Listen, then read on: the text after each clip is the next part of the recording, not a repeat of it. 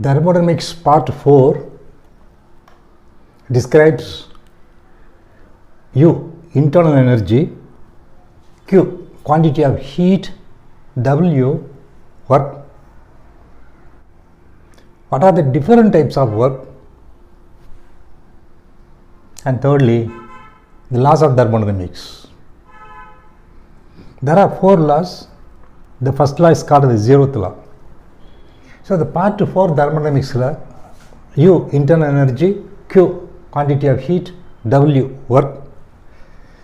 Work அதோட வெவ்வேறு வகைகள், டைப்ஸ் ஆஃப் ஒர்க், தெர்மோடைனமிக்ஸோட லாஸ், விதிகள், அண்ட் குறிப்பாக ஜீரோத் லா ஆஃப் தெர்மோடைனமிக்ஸ். இவ்வளோ சப்டாபிக்ஸ் தெர்மோடைனமிக்ஸ் பார்ட் 4ல் இருக்குது. The next term of thermodynamics is internal energy. Internal energy. ஒரு சிஸ்டம் இருக்குது, அதோட இன்டர்னல் எனர்ஜிங்கிறது அதோட உள் ஆற்றல். இன்டர்னல் எனர்ஜி உள் ஆற்றல். அப்போ என்ன அர்த்தம் அப்படின்னா, ஒரு சிஸ்டம் இருக்குது, ஒரு டயட்டாமிக் கேஸ் எடுத்துக்கலாம் நம்ம எக்ஸாம்பிளாக. ஃபார் எக்ஸாம்பிள் HCl, அந்த மாதிரி 2 ஆட்டம் உள்ள ஒரு மாலிகூல், டயட்டாமிக் மாலிகூல். இது போல் மானோட்டாமிக் மாலிகூல், ட்ரையாட்டாமிக் எது வேணுமோ எடுத்துக்கலாம். பட் இந்த கேஸில் டயட்டாமிக் இருக்கிறதுக்கு சில ரீசன்ஸ் இருக்குது, சில டைம்ஸ் நம்ம எக்ஸ்பிளைன் பண்ண முடியும். இந்த சிஸ்டத்தில் நமக்கு வந்து a large number of molecules are there. They are called generally particles. The particles of the system means they may be the molecules, they may be the atoms, maybe the ions. எப்படியும் இருக்கட்டும். இந்த system வந்து எப்போதுமே வந்து இந்த மாதிரி gaseous state தான் இருக்கணும் அவசியம் கிடையாது. எப்படியுமா இருக்கலாம். கேஸியஸ் ஸ்டேட்டில் வச்சு எக்ஸ்பிளைன் பண்ணோம்னா இந்த எல்லா டேர்ம்ஸையும் எக்ஸ்பிளைன் பண்ண முடியும். So we imagine that a diatomic gas is present in the systems. We imagine a diatomic gas is present in the systems. These are the 2 atoms of the molecule. Diatom, 2 atoms வந்து ஒரு molecule தனியாக எழுதியிருக்கும். ஒவ்வொரு மாலிகூலுக்கும் ஒரு குறிப்பிட்ட energy டெஃபினட்டாக இருக்கும். Each molecule will have a definite amount of energy. இந்த மாதிரி எல்லா மாலிகூல்ஸோட எனர்ஜியும் டோட்டலாக கூட்டம்னா என்ன வரும்னா, அந்த total energy of the molecules அல்லது the total energy of the சிஸ்டம்னு போகும். The total energy of all the particles of the system. The total energy of all the particles of the systems, அதுதான் இன்டர்னல் எனர்ஜின்னு பேர். So internal energy is nothing but the energy is possessed by all the molecules. We calculate the total energy. The total energy possessed by all the molecules present in the systems is called internal energy. அதுக்கு U அப்படிங்கிற ஒரு simple உண்டு. U stands for internal energy. இப்போ தான் முதல் ஒரு thermodynamic function படிக்க ஆரம்பிக்கிறோம். இந்த ஃபஸ்ட்டு தெர்மோடைனமிக் ஃபங்க்ஷன்ஸ் U. இதுக்கப்புறம் வரிசையாக வந்துடும். H என்தால்பின்னு வந்துடும், G ஃப்ரீ எனர்ஜி, S என்ட்ரோபின்னு போயிட்டு இருக்கும். இப்போ நமக்கு இன்டர்னல் எனர்ஜி எப்படின்னு தெரியுது. உண்மையிலேயே இந்த மாலிகூல்ஸ்க்கு டிஃப்ரெண்ட் டைப்ஸ் ஆஃப் எனர்ஜி இருக்குது. இந்த இன்டர்னல் எனர்ஜிங்கிறது இந்த total energy possessed by all the molecules அப்படின்னு சொன்னால் கூட each and every molecule possess some quantity of energy. That energy is made up of several factors. ஒரு மாலிகூலுக்குள்ள ஒரு எனர்ஜி ஜென்ரலாக இன்டர்னல் எனர்ஜி சொன்னால் கூட it is made up of several factors. What are the factors? That means they are called motion or freedom of the molecules. The molecules have some freedom. The molecules can move. Translational motion, translational motion and translational freedom. The molecules can rotate. ஒரு molecule இப்படி இருக்குன்னா 2 ஆட்டம் இருக்குது அப்படின்னா it can rotate. இந்த மாதிரி ஒரு particular ஆக்சிஸில் rotate பண்ண முடியும், called rotations. Molecules can vibrate. Vibration ஆகும்போது 2 நியூக்ளியஸ்க்குள்ளே இந்த டிஸ்டன்ஸ், பாண்ட் டிஸ்டன்ஸ்னு பேர், அந்த பாண்ட் டிஸ்டன்ஸ் என்ன பண்ணணும், கொஞ்சம் லேசாக அதிகமாகி கொஞ்சம் குறையும். இந்த மாதிரி to and fro motion of the 2 atoms of a molecule. The to and fro motion of the 2 atoms of a molecule. இது 2 ஆட்டம் இப்படி இருக்குது அப்படின்னாலே இந்த மாதிரி போயிட்டு வரும். This is called vibrational motions. So ரொட்டேஷனுங்கிறது தெரியுது நமக்கு. ரொட்டேஷனுங்கிறது அப்படியே ரொட்டேட் ஆகும். இது rotation.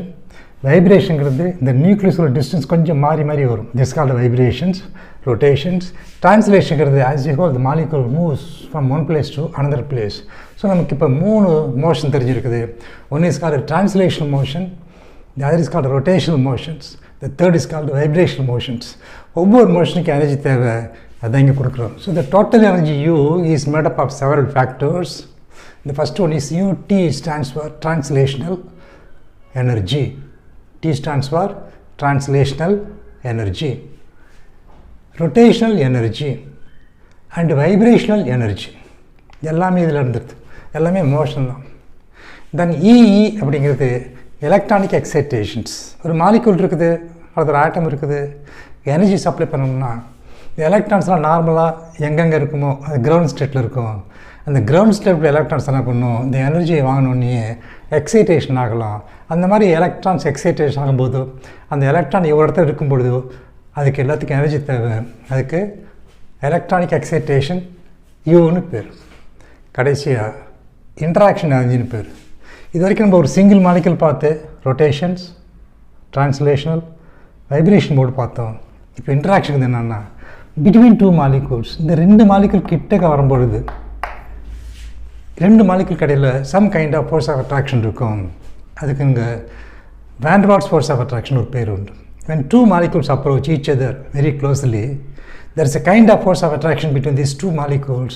That force of attraction is called van der Waals attractions. அந்த மாதிரி ஒரு ஃபோர்ஸ் ஆஃப் அட்ராக்ஷன் இருக்கிறதுனால அதுக்கு ஒரு எனர்ஜி இருக்குது. அதுக்கு தான் இன்ட்ராக்ஷன் எனர்ஜின்னு பேர். சம்டைம்ஸ் இந்த இன்ட்ராக்ஷன் எனர்ஜி என்ன பண்ணலாம், அட்ராக்ஷனாக இருக்கலாம், சம்டைம்ஸ் என்ன பண்ணலாம், ரிப்பல்ஷனாக இருக்கலாம். அதனால் பொதுவான பேர் என்னென்னா இன்ட்ராக்ஷன்ஸ். ஏது ரிப்பல்ஷன்ஸ் ஆர் அட்ராக்ஷன்ஸ், அதனால் ஏற்படக்கூடிய எனர்ஜி சேஞ்சஸ் இல்லாமல் இன்ட்ராக்ஷன் எனர்ஜின்னு பேர். So the total energy U is made up of several factors. One is the translation energy, next is the rotation energy, third is the vibration energy, electronic excitations and interaction energy. எல்லாம் சேர்ந்தது தான் நமக்கு total energy. சில கேஸில் some of the energies may be absent. நமக்கு இந்த gaseous ஸ்டேட்டில் படுத்துட்டு நமக்கு எல்லா எக்ஸாம்பிள் இதில் வந்துடுது. ஸோ இந்த டயட்டாமிக் மாலிகுலர் நம்ம எக்ஸாம் எடுத்தோம்னா we can explain the total energy made up of several factors. இதுக்கு அடுத்ததாக இன்டர்னல் எனர்ஜி பற்றி நம்ம ஒரு 4 to 5 ஸ்பெஷல் பாயிண்ட்ஸ் பார்த்தோம்னா இந்த இன்டர்னல் எனர்ஜிங்கிற டாபிக் முடிஞ்சு போடும். இந்த ப்ராப்பர்ட்டிஸ் ஆஃப் இன்டர்னல் எனர்ஜின்னு சொன்னோம்னா முதல் பாயிண்ட்டு இது எக்ஸ்டென்சிவ் ப்ராப்பர்ட்டியா இன்டென்சிவ் ப்ராப்பர்ட்டியான்னு பார்க்குறோம். எக்ஸ்டென்சிவ் ப்ராப்பர்ட்டின்னா மாசை பொறுத்து மாறணும். இது உண்மையிலேயே எக்ஸ்டென்சிவ் ப்ராப்பர்ட்டி தான். Extensive property. ஒரு மோலுக்குள்ள ஒரு வேல்யூ இருக்கும் U, 2 மோலுக்குன்னா 2 times of the U, 3 மோலுக்குன்னா 3 times of the U, and which depends upon the mass of the substance taken. As the mass of the substance increases in the systems, the internal energy increases. The internal energy is proportional to the mass or number of moles. அடுத்தது state ஃபங்க்ஷனாக அல்லது பாத் ஃபங்க்ஷனாக பார்க்கும்போது முதலே பார்த்துட்டோம், it's A state functions. இது பாத் function கிடையாது. தெர்மோடைனமிக்ஸில் உங்களுக்கு தெரிஞ்ச 2 பாத் ஃபங்க்ஷன்ஸ், ஒன்று Q, இன்னொரு W. தெர்மோடைனமிக்ஸில் மற்ற எது வந்தாலும் என்ன பண்ணலாம், ஸ்டேட் ஃபங்க்ஷன் போடலாம். It is a state functions. State function அர்த்தம் its value depends upon the initial and final values. இந்த ஸ்டேட் ஃபங்க்ஷனுங்கிறது U சொன்னோம்னா இதோட வேல்யூ பார்க்குறோம். அதன் வேல்யூ எடுத்தோம்னா இனிஷியல் அண்ட் ஃபைனல் வேல்யூஸுங்கிறது அந்த ஸ்டேட்ஸை பொறுத்து இருக்கும். இப்போ U1 சொன்னோம்னா இன்டர்னல் எனர்ஜி இந்த இனிஷியல் ஸ்டேட்னா அது ஸ்டேட் 1 பொறுத்து இருக்கும். அந்த ஸ்டேட் 1 என்ன டெம்பரேச்சர், என்ன ப்ரெஷர், என்ன வால்யூம், அதை பொறுத்து நமக்கு U1 அமையும். ஸ்டேட் 2 எடுத்துக்கிட்டோம்னா அந்த ஸ்டேட் 2ல் உள்ள internal energy U2, that depends upon the properties of the state 2. Temperature T2, pressure P2, volume V2 இருக்கலாம். அப்போ ஸ்டேட் 1 பொறுத்து U1 அமையுது, ஸ்டேட் 2 பொறுத்து U2 அமையுது. அப்போ நமக்கு இனிஷியல் அண்ட் ஃபைனல் ஸ்டேட்ஸை பொறுத்து நமக்கு இது அமையிறதுனால இதுக்கு ஒரு ஸ்டேட் ஃபங்க்ஷன் பேர். மூணாவது property change in the internal எனர்ஜின்னு பேர். The most important property in thermodynamics, delta U. எப்போ யூங்கிறது ஸ்டேட் ஃபங்க்ஷனோ அப்போ the change in the property does not depend upon the path by which the process is carried over. It doesn't matter whether the process proceeds by reversible path or irreversible path. What's the value in the final state? U2. What's the value in the initial state? U1. So U2 minus U1, that is the answer for delta U. Change in internal energy வேணும்னா final stateல என்ன value, initial ஸ்டேட்டில் என்ன value, அதுதான் உனக்கு delta you கொடுக்கும். Thermal சொன்னதை ஞாபகம் வச்சுக்கோங்க. ஒரு சேஞ்ச் இன் ப்ராப்பர்ட்டி படிக்கணும்னா the property of the system the final state minus initial state போடணும். தவறி போய் U1 மைனஸ் U2 போட்டிங்கன்னா தப்பாயிடும்.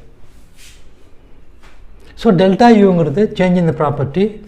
Since it's state functions, it's value depends upon the values of the final state and the initial state. Therefore delta u is equal to u2 minus u1. இந்த நாலாவது property பார்க்கும்போது இதிலே ஒரு முக்கியமான information இருக்குது. அதை ரொம்ப முக்கியமாக கண்டுபிடிக்கணும். Delta you கால்குலேஷனுக்கு u2 minus u1 போட்டிருக்கோம். டெல்டா யூ வேல்யூ எனக்கு வேணும்னு வச்சுக்கோம். நம்ம என்ன நினைக்கிறோம், u2 வேல்யூ கிடைக்குது, u1 வேல்யூ கிடைக்குது, அந்த டிஃபரன்ஸ் எடுத்தால் டெல்டா யூ கிடைக்கும்னு சொல்லிட்டு ஈக்குவேஷன் கொடுக்குது. அதனால் நம்ம u2 u வேல்யூ தேடி பண்ணோம்னா கிடைக்காது. So the absolute values of the internal energy of the system, the final state and the initial state, that means u2 value, u1 value, they are not available. அதுக்கு value கிடையாது, அது கிடைக்காத value. அப்போ கிடைக்காதுன்னு சொன்னோம்னா எப்படி யூ கண்டுபிடிக்கிறோம், delta you, அது வேறு மெத்தடில் கண்டுபிடிக்கிறோம். ஸோ இது எக்ஸ்பெரிமெண்ட்டாக கண்டுபிடிக்கிறோம். அதுக்குள்ளே ஈக்குவேஷன் தான் இது. அப்படின்னா இந்த ஈக்குவேஷன் மூலமாக நம்ம u2 u1 வேல்யூ வச்சுக்கிட்டு அதுலேருந்து டெல்டா யூ கண்டுபிடிக்கிறோம்னா அது தப்பு, கண்டுபிடிக்க முடியாது. இன்னொரு அட்வான்டேஜ் என்னன்னா அந்த u2 வேல்யூ வேண்டாம், u1 வேல்யூ வேண்டாம் அப்படின்னு தெர்மோடைனமிக்ஸ் சொல்லுது. என்ன சொல்லுது? the absolute values of u2 and u values are not necessary. The absolute values of the u1 and u2, that is the internal energy of the system, the initial and final states, they are not necessary to calculate delta u. இதை calculate பண்ணுறதுக்கு u2 u1 வேண்டியதில்லை. அதனால் தெர்மோடைனமிக்ஸை சொல்லுது the values are not available சொல்லிட்டு. அதனால் இந்த equation நமக்கு முக்கியம், but the values are not available. How we calculate delta u? That is a different task. அது வேறு வேலை, பின்னாடி பார்த்துக்கலாம். ஸோ இதில் முக்கியமாக கவனிக்க வேண்டியது delta U is equal to u2 minus u1 இருந்தால் கூட இந்த டெல்டா யூவை கண்டுபிடிக்கும் போது u2 வேல்யூ u1 வேல்யூ ரெண்டு வேல்யூம் கிடைக்காது. இருந்தாலும் இந்த டிஃபரன்ஸ் மட்டும் நம்ம பயன்படுத்துகிறோம் டெல்டா யூவா. அடுத்தது இந்த u2 u1 அந்த டிஃபரன்ஸ் இருக்கான்னு பார்த்தோம்னா இருக்கலாம். இப்போ நமக்கு u2 வேல்யூ வந்து அதிகமாக இருக்குன்னு வச்சுக்கோம், u1 காட்டணும். அதாவது energy of the systems the final state is higher than the energy of the system the initial state. Initial state இந்த எனர்ஜி காட்டலும் ஃபைனல் ஸ்டேட் எனர்ஜி அதிகம். அப்படின்னா என்ன இருக்கும், ஒரு இனிஷியல் ஸ்டேட் இங்கே இருக்குது, ஃபைனல் ஸ்டேட் இங்கே இருக்குது. இனிஷியல் ஸ்டேட் இது, இது ஃபைனல் ஸ்டேட். இந்த எனர்ஜி என்ன இருக்குது, இன்டர்னல் எனர்ஜி அதிகமாக இருக்குது. ஸோ இனிஷியல் எனர்ஜி காட்டிலும் ஃபைனல் எனர்ஜி அதிகமாக போயிருக்குது. அதான் நமக்கு u2 is higher then u1 போடுறோம். அப்போ u2 is higher then u1 போடுறோம்னா இதில் u2 மைனஸ் u1 போடும்போது என்ன வரப்போகுது, நமக்கு delta U is equal to positive வரும்.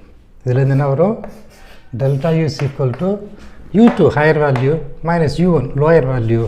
அப்போ டெல்டா யூங்கிறது என்ன ஆகிடுது, பாசிட்டிவாக வருது. So the change in internal energy is positive if the final energy is higher than the initial energy. இந்த சிஸ்டத்தில் ஃபைனல் எனர்ஜிங்கிறது அதிகமாக இருந்து இனிஷியல் எனர்ஜி குறைச்சா வந்துச்சுன்னா அப்போ டெல்டா யூ அப்படின்னு சொன்னோம்னா அது பாசிட்டிவாக இருக்கும். அப்படின்னா இங்கேருந்து அங்கே போகும்போது எனர்ஜி அப்சார்ப் பண்ணியிருக்குன்னு அர்த்தம். ஸோ அப்சார்ப்ஷன் ஆஃப் எனர்ஜி சொன்னாலே டெல்டா யூ பாசிட்டிவ்னு அர்த்தம். இதுக்கு என்ன பேர், absorption of energy. Absorption of energy அல்லது இன்டர்னல் எனர்ஜி. எப்போ இந்த சிஸ்டம் எனர்ஜி அப்சார்ப் பண்ணுதோ அப்போ சிஸ்டத்தில் எனர்ஜி அதிகமாகும். இனிஷியல் எனர்ஜி காட்டிலும் ஃபைனல் எனர்ஜி டெஃபினட்டாக அதிகமாக இருக்கும். அப்போ இங்கே இருக்கும்போது அது u1, இங்கே இருக்கும்போது அது u2னா இனிஷியல் எனர்ஜி காட்டிலும் ஃபைனல் எனர்ஜி அதிகமாக இருக்குன்னா heat is absorb by the systems. Absorption of எனர்ஜின்னு பேர், அதுக்கு எண்டோதெர்மிக் ப்ராசஸ்னு பேர். அப்போ நமக்கு u2 is higher then u1 சொன்னோம்னா final energy is higher then the initial energy. So heat is absorbed. அப்போ டெல்டா யூவோட சைன் எடுத்தோம்னா பாசிட்டிவாக இருக்கணும். அதுக்கு எண்டோதெர்மிக் ப்ராசஸ்னு பேர். எண்டோன்னா உள்ளுக்குள்ளே, உள்ளுக்குள்ளே அப்படின்னா எடுத்துக்குது, அது சிஸ்டமே எடுத்துக்குது. அதனால் எண்டோதெர்மிக் ப்ராசஸ்ங்கிறது delta U is equal to பாசிட்டிவாக இருக்கணும். அதில் final energy of the system will be higher then initial energy. அப்படியே திருப்பி போட்டோம்னா if U2 is less than U1 அப்படி சொன்னோம்னா இந்த U1 காட்டிலும் U2ங்கிறது குறையுதுன்னா அப்போ நமக்கு ஃபைனல் எனர்ஜி குறையுதுன்னா இனிஷியல் எனர்ஜி அதிகமாக இருக்குது அப்படின்னா அப்போ என்ன ஆகிடும் டெல்டா யூங்கிறது நிச்சயமாக நெகட்டிவாக மாறிடும். ஏன்னா நம்ம ஈக்குவேஷன் வந்து delta is equal to U2 minus U1. அப்போ இனிஷியல் எனர்ஜி காட்டிலும் ஃபைனல் எனர்ஜி குறையுதுன்னா lower value minus higher value போடும்போது டெஃபினட்டாக ஆகிடும் நெகட்டிவ் ஆகிடும். எப்போ நெகட்டிவ் ஆகுதோ அப்போ என்ன ஆகிடுது energy is released, energy is given out. அந்த எனர்ஜி ரிலீஸ் ஆகிறதுக்கு எக்ஸோதெர்மிக் ப்ராசஸ்னு பேர் உண்டு. அப்போ டெல்டா யூவோட சைன் நெகட்டிவ் ஆகிடும். So for all endothermic process delta U will be positive. For all exothermic process delta U is negative. ஒரு 6th point, இது சைக்ளிக் ப்ராசஸ். சைக்ளிக் ப்ராசஸ்ங்கிறது ஸ்டேட் 1லேருந்து ஸ்டேட் 2 போயிட்டு ஸ்டேட் 2 திரும்ப ஸ்டேட் 1க்கு வந்துட்டோம்னா 1 ஸ்டெப் ப்ராசஸ் இது. இப்போ நமக்கு சைக்ளிக் ப்ராசஸில் டெல்டா யூ வேல்யூ வேணும்னா தட் இஸ் ஈக்குவல் டு 0. இதோட நமக்கு இன்டர்னல் எனர்ஜியோட டிஃப்ரெண்ட் ப்ராப்பர்ட்டிஸ் முடியுது. இன்டர்னல் எனர்ஜிங்கிறது U, it's an extensive property which depends upon the mass of the systems. It's a state functions which depends upon the values in the initial and final states only. Delta U is equal to U2 minus U1, the value in the final state minus the value in the initial state. Though the values of the U2 and U1 are not available and they are not necessary, we can calculate delta U by some other experimental methods. So this is only an equation importance. Delta U is equal to U2 minus U1, that's all. The delta U is the change in internal energy. U2 அதிகமாக இருந்து U1 குறைச்சலாக இருந்துச்சுன்னா அப்போ நமக்கு delta U positive endothermic, reverse இருந்துச்சுன்னா அது exothermic. Cyclic ப்ராசஸில் forward ப்ராசஸில் எவ்வளோ எனர்ஜியை வாங்கிச்சோ ரிவர்ஸ் ப்ராசஸில் அத்தனை எனர்ஜி இது கொடுத்துரும். So for any cyclic process delta U is equal to 0. The next term is heat, Q, quantity of heat. Q stands for quantity of heat, symbol small q, capital Q போடக்கூடாது. The systems absorbs energy from the surroundings இருந்துச்சுன்னா Q வந்து positive அப்படின்னு போடணும், sign positive. ஒருவேளை systems surroundings எனர்ஜியை கொடுத்துச்சுன்னா அது release of heat by the சிஸ்டம்னு பேர்.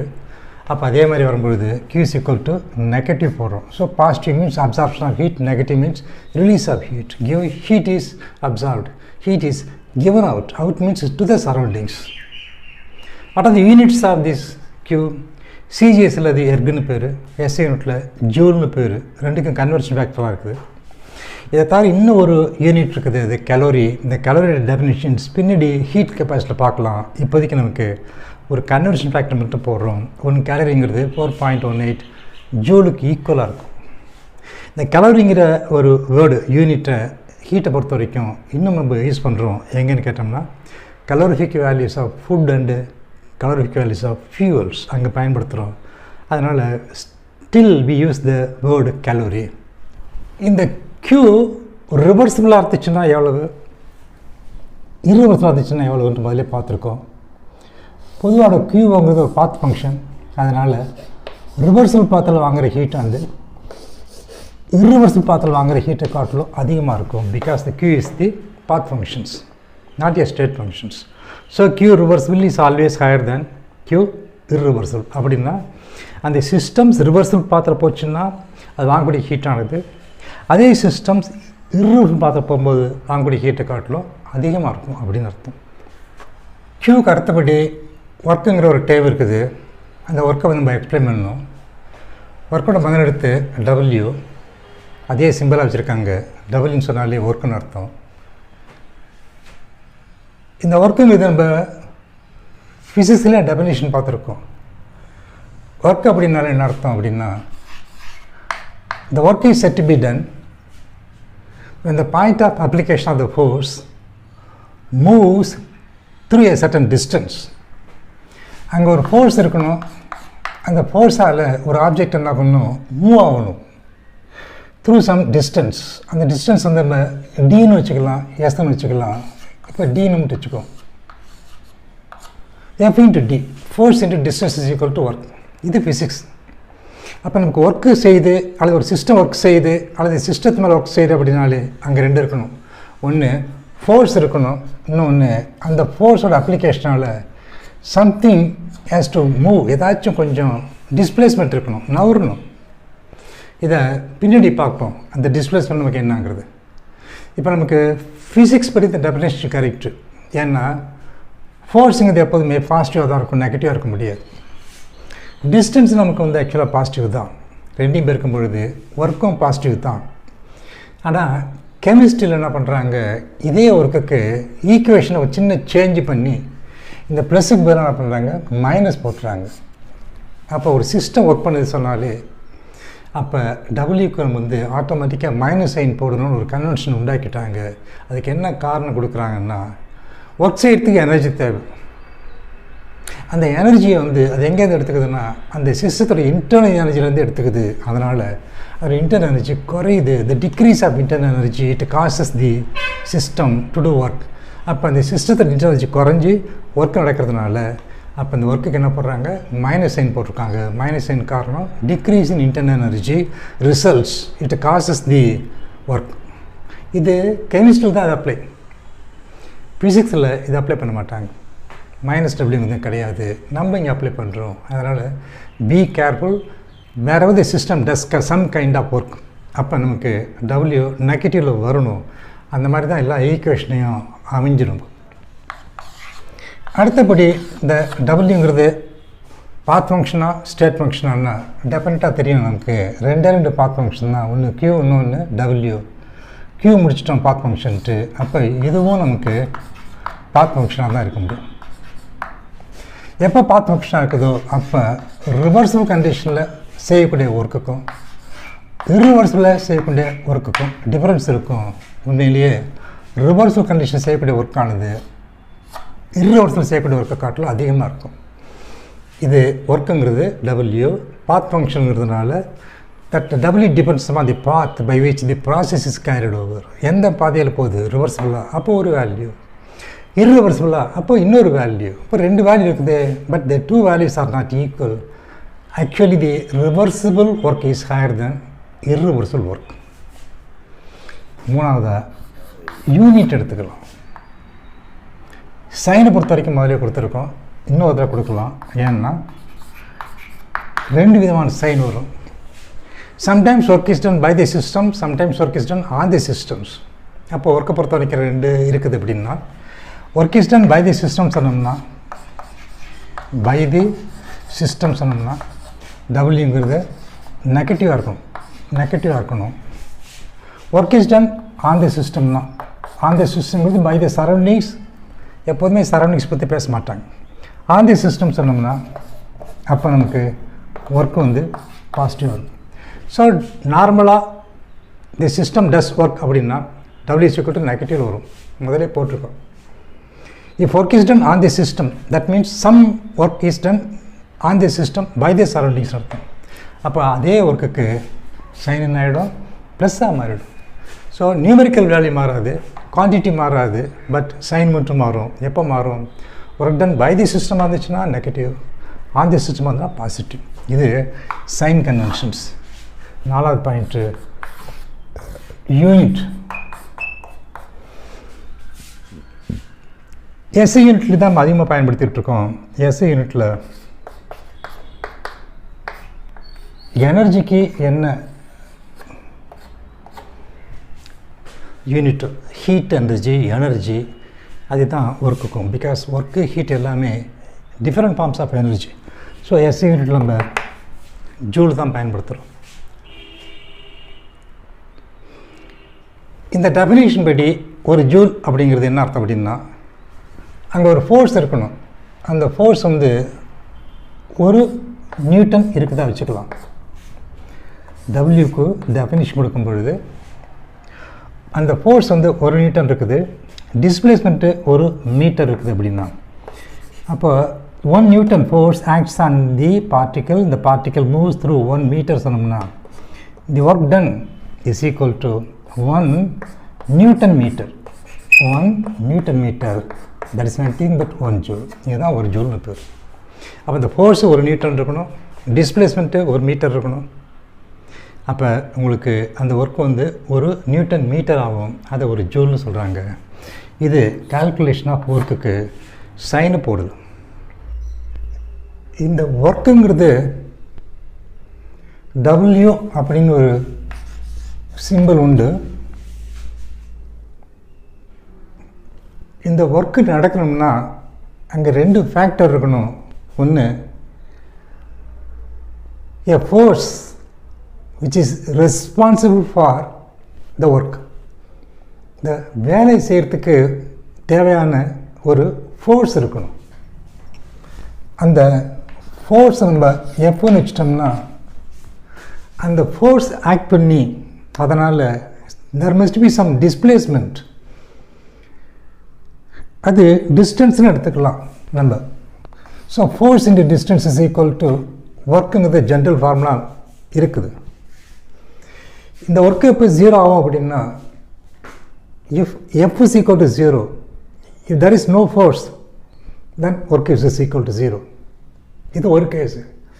இன்னொரு கேஸ் எப்போ ஒர்க்கு 0 ஆகும் அப்படின்னா ஃபோர்ஸ் இருக்கலாம், but there is no displacement இல்லை. அப்போ நமக்கு ஒர்க்கு 0 ஆகிடும். ஸோ 2 கேஸில் ஒர்க்கு 0 ஆகும். when the force is 0 or the displacement or the distance is 0. இந்த 2ல் எது 0 ஆனாலும் ஒர்க்கு 0 ஆகிடும். இந்த டைப்ஸ் ஆஃப் ஒர்க்கு நமக்கு இங்கே என்ன தேவை அப்படின்னா we are interested in the work done by the gas during the expansion of the gas. ஒரு கேஸ் எக்ஸ்பேண்ட் ஆகுது. எக்ஸ்பான்ஷன் சொன்னாலே தெரியும் உங்களுக்கு, வால்யூம் சேஞ்ச் ஆகும். இனிஷியல் வால்யூம் V1லேருந்து ஃபைனல் வால்யூம் V2க்கு மாறிடும். ஸோ இனிஷியல் வால்யூம் V1லேருந்து ஃபைனல் வால்யூம் V2க்கு மாறணும். இப்போ நமக்கு இந்த இனிஷியல் வால்யூம் வந்து V1 அப்படின்னு வச்சுட்டோம்னா, இனிஷியல் வால்யூமை V1 அப்படின்னு வச்சுட்டோம்னா, இந்த பிஸ்டன் மேலே போச்சு அப்படின்னா இந்த பிஸ்டன் இங்கே நிற்குதுன்னு வச்சுக்கிட்டிங்கன்னா இது ஃபைனல் வால்யூம், அது V2 அப்படின்னு எடுத்துட்டோம்னா இங்கே பிஸ்டன் மேலே போகிறதுனால இந்த கேஸ் எக்ஸ்பேண்ட் ஆகுது. அதனால் அங்கே சம் டிஸ்பிளேஸ்மெண்ட் இஸ் தேர். அதுக்கு டிஸ்பிளேஸ்மெண்ட்டுக்கு யார் காரணம்னா எந்த ஃபோர்ஸ் ஒர்க் பண்ணுதுன்னா இந்த கேஸ் தான் ஒரு ஃபோர்ஸ் ஆக்ட் பண்ணுது. ஸோ இந்த எக்ஸ்பான்ஷன் அப்படின்னு எடுத்துக்கிட்டோம்னா இந்த கேஸ் டஸ் ஒர்க், இந்த கேஸ் வேலை செய்யுது அகெயின்ஸ்ட் தி எக்ஸ்டர்னல் ப்ரெஷர், இங்கே இருக்கக்கூடிய ப்ரெஷரை எதிர்த்து வேலை செய்யுது. அந்த மாதிரி டைப் ஆஃப் ஒர்க் இருந்துச்சுன்னா அதுதான் நமக்கு வந்து இன்டர்னல் கம்பஷன் என்ஜினில் மோஸ்ட் இம்பார்ட்டண்ட்டாக கன்சிடர் பண்ணுறோம். இந்த டைப்ஸ் ஆஃப் ஒர்க்கில் நமக்கு வந்து இது first type work of expansion பேர். இந்த ஒர்க் ஆஃப் எக்ஸ்பான்ஷனில் 2 டைப் இருக்குது. ஒன்று ரிவர்சிபிளாக பிஹேவ் பண்ணால் அதுக்கு ஒரு ஈக்குவேஷன் இருக்குது. ரிவர்சிபிளாக இல்லை, நார்மல் சேஞ்சஸ் தான் இருக்குது சொன்னோம்னா அதுக்கு ஒரு ஈக்குவேஷன்ஸ். பொதுவாக அதுக்கு என்ன பேருன்னா ஒர்க் ஆஃப் எக்ஸ்பான்ஷன்னு பேர். அதில் இப்போ ஒரு கேஸ் எடுத்துருக்கோம். So gas expands. when the gas expands the gas does work. when the gas does work W is equal to negative. எப்போ அந்த work is done by the சிஸ்டமோ அப்போ நமக்கு W நெகட்டிவ் வருங்கிறது கெமிஸ்ட்ரியில் ஒரு பிரின்சிபல். இதே ஃபிசிக்ஸில் அவங்க ஒர்க் இஸ் பாசிட்டிவ் போடுவாங்க, கெமிஸ்ட்ரியில் நம்ம நெகட்டிவ் போடுறோம். இது ஒர்க்குங்கிற டாப்பிக்லேயே பார்த்துருக்கோம். இப்போ இந்த கேஸ் இருக்குது, எக்ஸ்பேண்ட் ஆகுது. ஆரம்பத்தில் இந்த வால்யூம் இங்கே இருந்திருக்குது, ஃபைனலாக இந்த வால்யூம் இங்கே போயிருக்குது. அப்போ என்ன இருக்குது, இந்த பிஸ்டன் இங்கேருந்து அந்தளவுக்கு மூவ் ஆகிருக்குன்னா இந்த volume of the gas increases.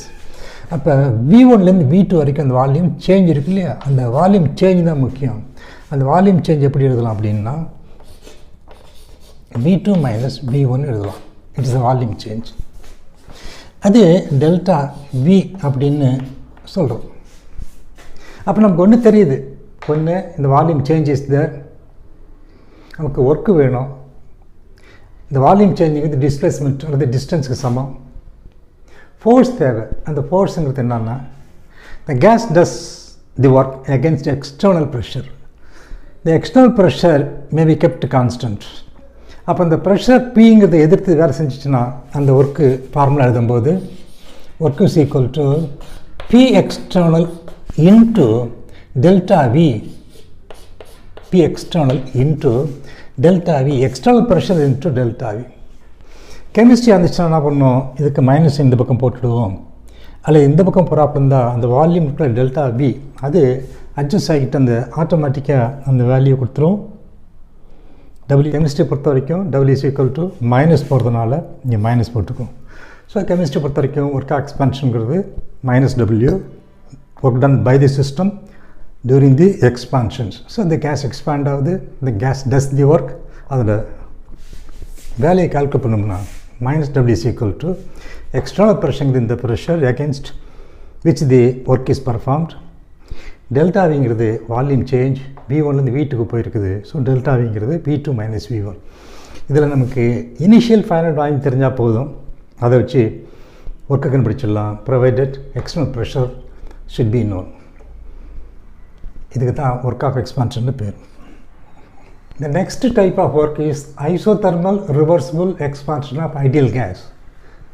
ஒரு ஐடியல் கேஸ் இருக்குது, எக்ஸ்பேண்ட் ஆகுது. எந்த கண்டிஷனில்? ஐசோதர்மல் கண்டிஷனில். டெம்பரேச்சர் மாறக்கூடாது, ஒரே டெம்பரேச்சரே ப்ராசஸ் நடக்கணும், ஒரு கண்டிஷன்ஸ். ரெண்டாவது ரிவர்சிபிள் கண்டிஷனில் இது எக்ஸ்பேண்ட் ஆகணும், ரொம்ப ரொம்ப ரொம்ப மெதுவாக போகணும். ரிவர்சிபிள் ப்ராசஸ் பார்த்துருக்கோம், a process which proceeds infinitesimally slowly. அதை தவிர இன்னொரு கண்டிஷன், இந்த gas must be ideal. Real கேஸ்லாம் எடுத்து ஒர்க் பண்ணோம்னா இந்த ஈக்குவேஷன் ஒத்து போகாது. ஸோ நமக்கு சில கண்டிஷன்ஸ் இருக்குது இந்த ஈக்குவேஷன் யூஸ் பண்ணும்போது. The first condition is the gas must be ideal. We can take any number of moles of the gas, n number of moles we can take. But the condition is temperature must be same. So this is called isothermal. And the process must be reversible. So work done during the isothermal reversible expansion of ideal gas. Isothermal.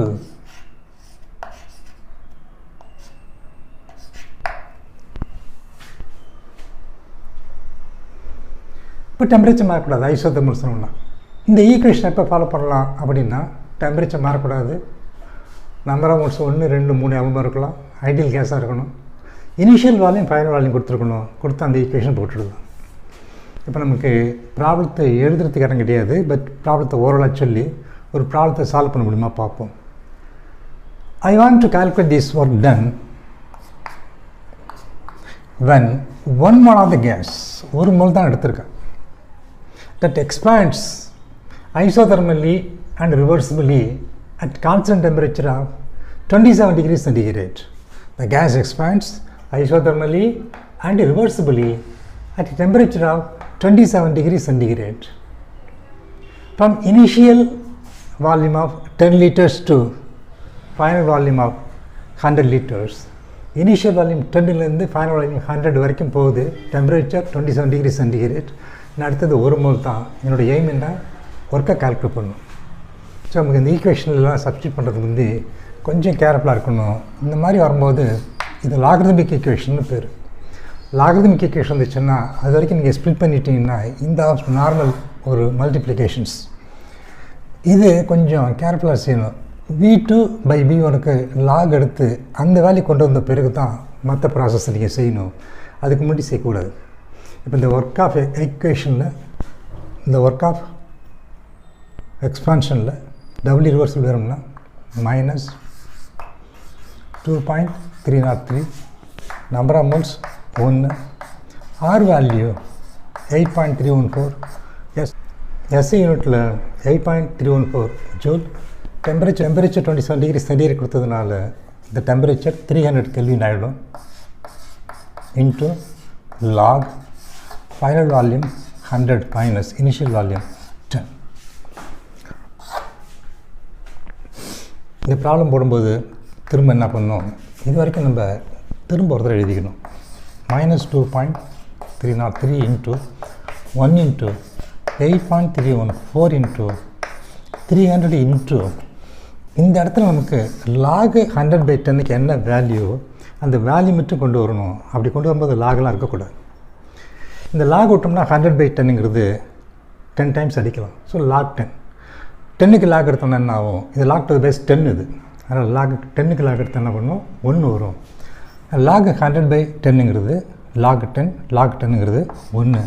இப்போ நமக்கு ordinary மல்டிப்ளிகேஷனாக இருக்குது.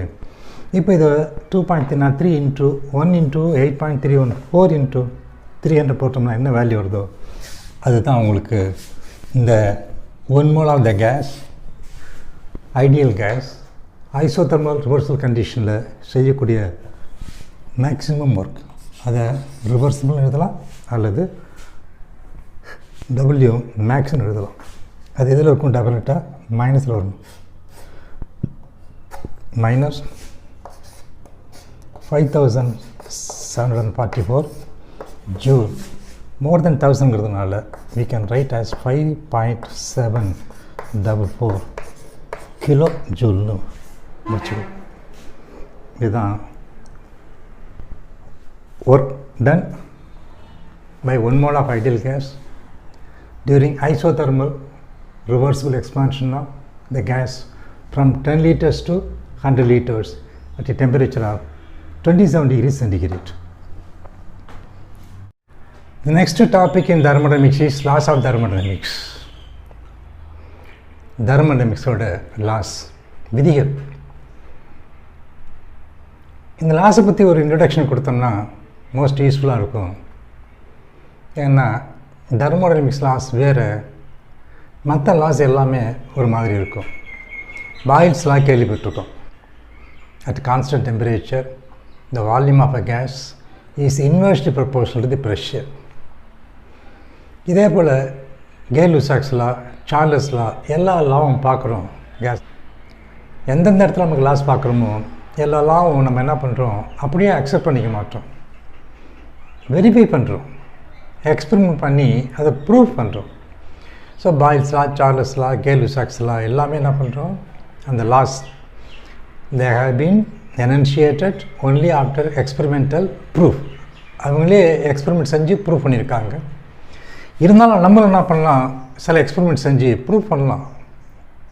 நீங்களே பார்க்கலாம், பாயில்ஸாக படிக்கும்போதே ஒரு proof கொடுப்பாங்க. இப்படிலாம் செஞ்சிங்கன்னா பாயில்ஸாக கேன் பி ப்ரூவ்டுன்னு ப்ரூஃப் கொடுப்பாங்க. எல்லா லாஸ்க்கும் ப்ரூஃப் உண்டு, தெர்மோடைனமிக்ஸ் லாஸ்க்கு ப்ரூஃப் கிடையாது. they are very fundamental. They do not need any verifications. They do not need any proof. We cannot question them. அது உண்மையா பொய்யா அப்படின்னு சொல்லிட்டு கேள்வியே போட வேண்டாம். எல்லாத்துக்கும் என்ன காரணம், ஒரே காரணம் தான்.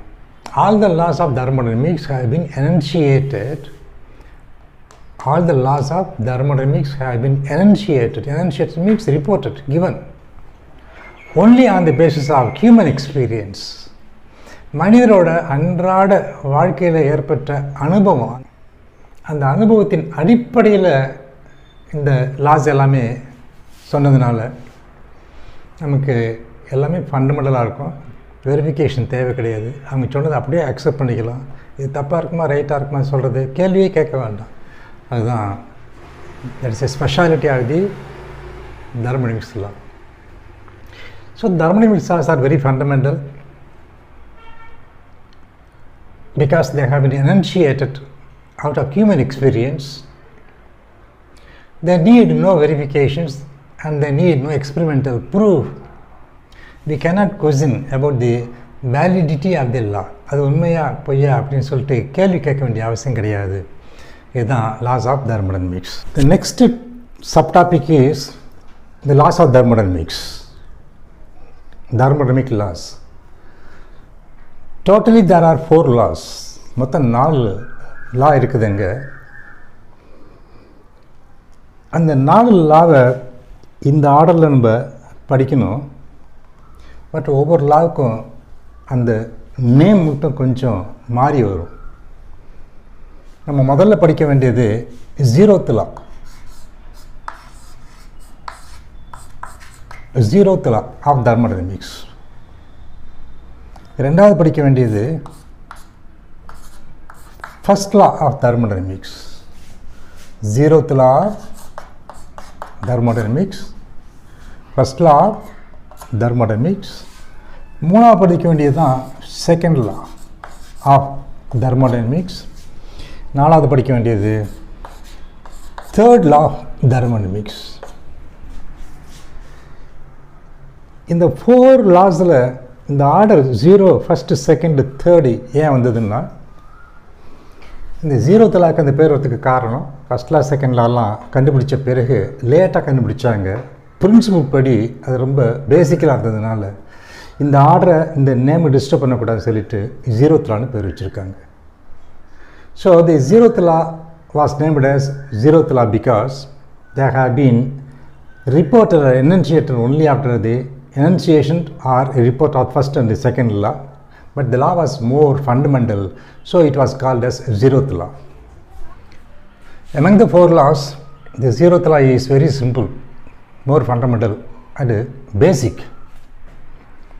To understand the statement of the 0th law, or if you want any explanation, before that we must know the meaning for the term thermal equilibrium. இருக்கிறதுல இந்த 0th law ரொம்ப சிம்பிள், ஃபண்டமெண்டல், ஈஸியாக இருக்கும். அதை ஸ்டேட்மெண்ட்டோ அல்லது டெஃபனிஷனோ கொடுக்கறதுக்கு முந்தி தர்மல் ஈக்குலிபிரியம் அப்படிங்கிற ஒரு வார்த்தைக்கு, ஒரு சென்டென்ஸுக்கு, ஒரு வேர்டுக்கு நமக்கு மீனிங் இருந்துச்சுன்னா இந்த ஸ்டேட்மெண்ட் ஈஸியாக இருக்கும். ஸோ செப்பரேட்டாக நம்ம ஒரு எக்ஸ்பிளேஷன் கொடுத்துருக்க ஒரு எக்ஸாம்பிளோட 2 சப்ஸ்டன்ஸ் அல்லது 2 பாடி இருக்குது. A and B are 2 different bodies or substances. You can think about this iron rod. ஏதோ iron rod நினச்சிக்கலாம் நீங்கள். இது ஒரு iron rod, இது ஒரு iron rod. A is at higher temperature, B is at lower temperature. So we have taken 2 pieces of iron rods with different temperatures, higher temperature and lower temperature. Thermodynamics என்ன சொல்லுது? Heat flows. In which direction the heat flows? அதுக்கு இங்கே ஒரு idea கிடைக்கும். ஏலேருந்து பிக்கு heat flow ஆகுமா அல்லது பிலேருந்து ஏக்கு ஹீட் ஃப்ளோ ஆகுமான்னா it's natural that everybody knows flows from hot body to cold body. The heat flows from hot body to cold body or the heat flows from a body at higher temperature to a body at lower temperature. இது general rule, natural law இது. இப்போ நமக்கு இந்த ஏலேருந்து பிக்கு ஒரு சின்ன metal wire வச்சு ஒரு கனெக்ட் பண்ணிட்டோம்னா, so the 2 bodies are the 2 rods are connected by a conducting material, very small wire, thin wire. What will happen? The heat from A will flow to the body B. ஏயிலேருந்து பியை நோக்கி அந்த heat என்ன பண்ணணும், கொஞ்சம் கொஞ்சமாக flow ஆகும். As the heat flows from A to B, what happens with the temperature of A? The temperature of A should decrease. இந்த temperature என்ன பண்ணணும், குறையணும். So the temperature of body A decreases. Temperature decreases. Temperature decreases. எது வரைக்கும் இந்த temperature degrees ஆகும்? இங்கேருந்து heat அங்கே போயிட்டே இருக்குது, அந்த ஹீட்டை B வாங்கிக்கிட்டே இருக்குது. As the B receives heat, the temperature should rise. இதோட டெம்பரேச்சர் அதிகமாகணும். அப்போ இந்த டெம்பரேச்சர் என்ன ஆகுது, அதிகமாகுது. இந்த டெம்பரேச்சர் இன்க்ரீஸ்.